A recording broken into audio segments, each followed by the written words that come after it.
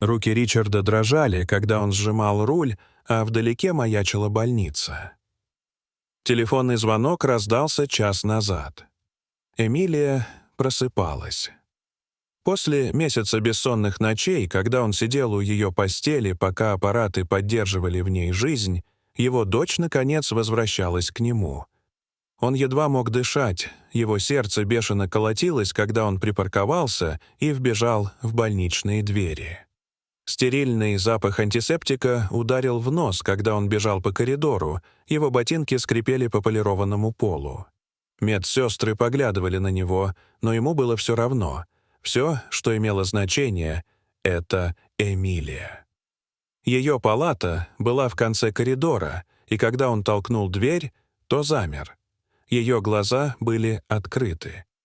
Слезы навернулись на глаза Ричарда, когда он подошел ближе, его голос дрогнул. «Эмилия? Милая, это я. Папа здесь». Но выражение ее лица заставило его похолодеть. Ее широко раскрытые, полные паники глаза встретились с его, и она слабо покачала головой. «Тебе нельзя здесь находиться», — прошептала она охрипшим от долгого бездействия голосом. Сердце Ричарда упало.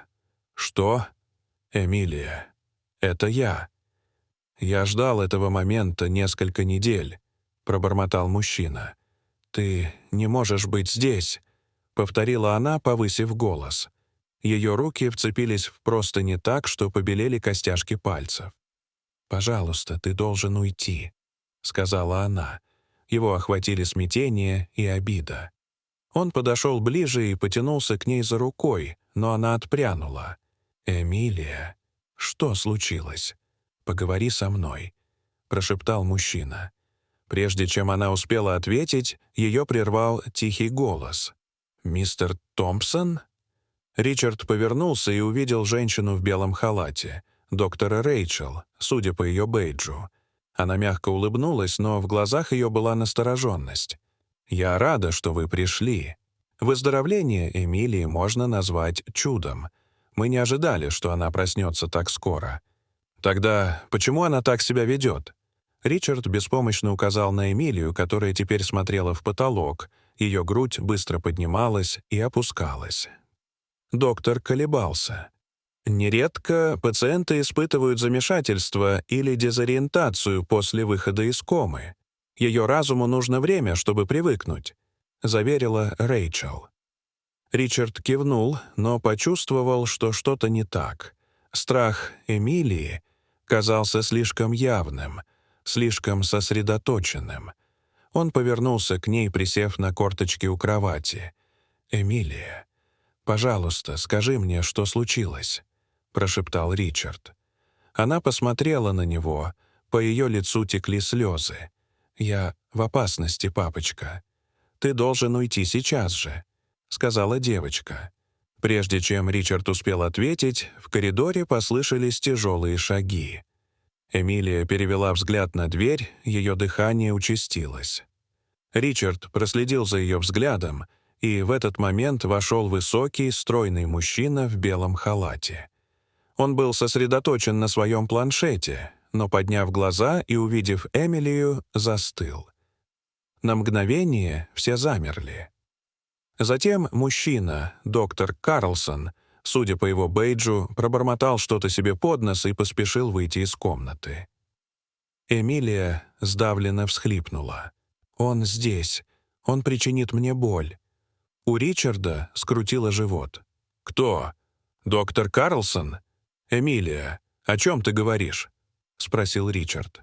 Она покачала головой, слишком потрясенная, чтобы говорить. Доктор Рэйчел шагнула вперед, ее голос был спокоен, но тверд. «Мистер Томпсон, возможно, лучше дать Эмилии немного пространства. Я побуду с ней». «Нет», — Ричард прервал ее резким голосом. «Что-то не так, и я не уйду, пока не выясню, что именно». Доктор Рэйчел поколебалась, а затем кивнула, сказав: «Я оставлю вас наедине. Но если тебе что-нибудь понадобится, просто позвони». Как только она ушла, Ричард снова повернулся к Эмилии. «Милая, «Теперь ты в безопасности. Я здесь, но ты должна рассказать мне, что происходит», — попросил Ричард свою дочь. Эмилия прерывисто вздохнула. «Я почти ничего не помню об аварии, только свет фар, а потом ничего, но я помню его голос. Он пришел в мою комнату, папочка. Он разговаривал со мной, пока я спала. Он сказал, что не может позволить мне проснуться». У Ричарда кровь застыла в жилах. «Кто? Доктор Карлсон? Он». Она кивнула, ее глаза расширились от страха. «Это он погрузил меня в кому. Он сказал, что это единственный способ заставить меня замолчать», — прошептала девочка. Мысли Ричарда метались. Все это не имело смысла, но ужас Эмилии был неподдельным. Он сжал ее руку и сказал: «Я разберусь с этим. Я обещаю». Он вышел в коридор, сердце его бешено колотилось. Доктора Карлсона нигде не было видно, но Ричард не собирался останавливаться на достигнутом. Он направился к стойке регистрации, где медсестра что-то печатала на компьютере. «Мне нужно знать все о докторе Карлсоне», — сказал он тихим, но настойчивым голосом. Медсестра удивленно подняла на него глаза. «Извините, сэр, но я не могу поделиться информацией о персонале. Моя дочь вышла из комы и испугалась его. А теперь расскажите мне, что вы знаете», — твердо сказал мужчина. Медсестра поколебалась, затем вздохнула и сказала: «Доктор Карлсон работает здесь уже много лет. Он уважаемый врач, но всегда был немного нелюдимым. Когда ваша дочь поступила в больницу, он настоял на том, чтобы быть ее лечащим врачом. Сказал, что проявляет особый интерес к ее случаю». Ричард сжал челюсти. «Где он сейчас?» Медсестра сверилась со своим компьютером. Предполагается, что он в операционной. «Но его там нет», — перебил Ричард. «Я только там был». Медсестра нахмурилась. «Это странно. Дайте я проверю еще раз». Она что-то печатала, затем покачала головой. Ричард не стал дожидаться, пока она закончит. Он повернулся и побежал обратно в комнату Эмилии. Его мысли метались. Когда он ворвался в дверь, его сердце остановилось. Там был доктор Карлсон. Он стоял над Эмилией со шприцем в руке. Глаза Эмилии были расширены от ужаса, другой рукой он прикрывал ей рот. «Отойди от нее!» — взревел Ричард, бросаясь вперед. Доктор Карлсон резко обернулся, его лицо побледнело. «Это не то, на что похоже», — пробормотал он. «Я просто...» Ричард не дал ему закончить. Он схватил доктора за руку и выкрутил ее так, что шприц со звоном упал на пол. «Охрана!» — закричал он.